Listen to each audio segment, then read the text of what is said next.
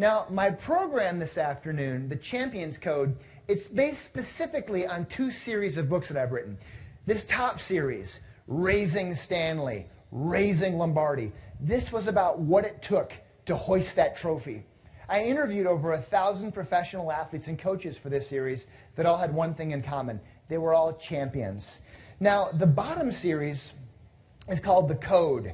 Now, in sports, there's rules. There's black and white rules that are designed to keep the game honest, but mixed in between these black and white rules are some shades of gray. They're called unspoken, unwritten rules, or codes. And if you break these codes, there's consequences.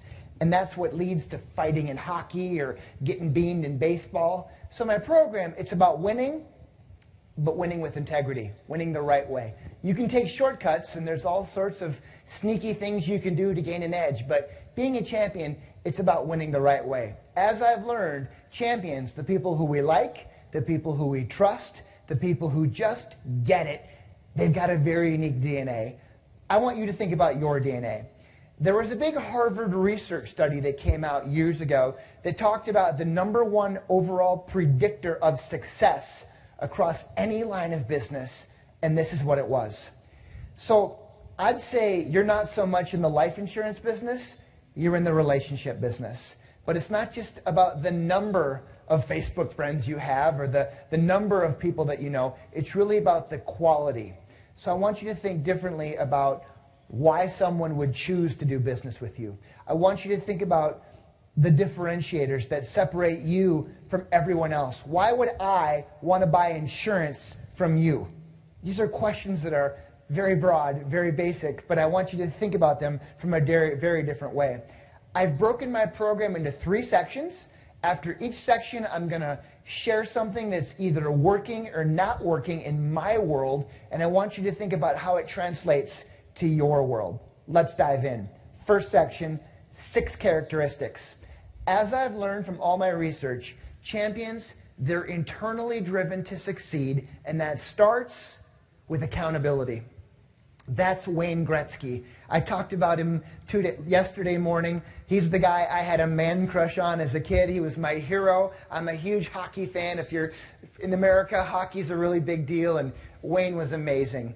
As I told you yesterday, Wayne was the NHL, the National Hockey League's all-time leader in goals, and he was the all-time leader in assists, the pass leading to the goal, but he had twice as many assists than goals. And when I asked him about that, he said, a goal makes one guy happy, but an assist makes 2 guys happy. Wayne was a giver.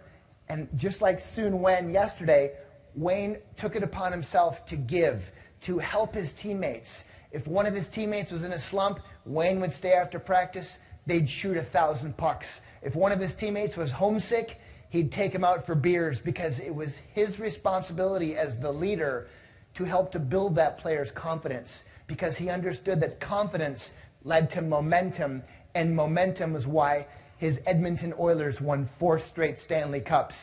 You know, in the media, when teams win, everyone's fat and happy. It's great. But when teams lose and there's problems and there's drama, we want to talk to the leader and we want answers.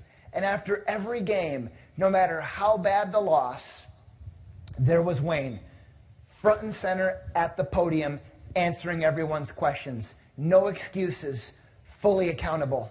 Accountability was so important to Wayne. He would never throw his teammates under the bus. He would always fall on the sword for them. He had their back. They could always count on him. When the media said, Wayne, what's the problem? Why is the team losing? Wayne would say, it's my fault. I need to work harder. Wayne was amazing. His work ethic was unprecedented. He was always the first guy on the ice every practice and the last guy off. I asked Wayne how he'd want his legacy to be, how he'd want to be remembered, and he said, I want to be remembered as the hardest worker in practice. When your best player says that kind of attitude, it's amazing what kind of momentum it could lead for your team. So I want you to think about what accountability looks like in your world. You know, in hockey, it's all about accountability. If you play dirty or cheat in hockey, you get beat up. So you have to be accountable. You have to be responsible for your own actions.